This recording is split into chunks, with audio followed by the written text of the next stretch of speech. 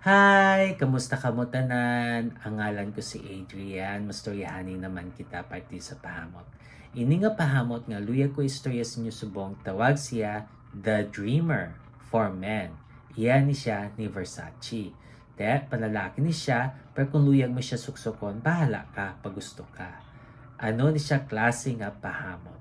Bali, mabulak nga herbal nga may pagkapulbos na amo na siya konsimutan.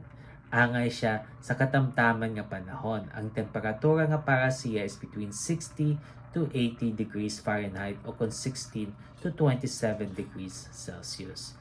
Te, ano ang iya nga mga nota? For the top, we have juniper, tarragon, kag artemisia.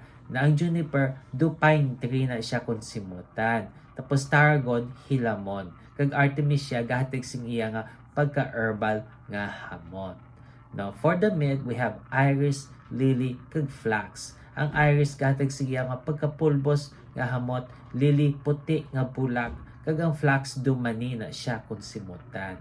For the base dayon, tobacco blossom kag amber na no ang tobacco blossom gahatag pagit sim pagkabulak nga hamot kag ang amber gahatag siyang pagkainit nga hamot na angay ni siya basta katamtaman sa gwa pwede mo gid ni siya suksukon no na kabay pa nga namian kamo sini nga pahamot kag kung may iban pa kamo nga pahamot nga luyag istorya sa akon ibilin lang sa comment section sa daso naman. Bye bye.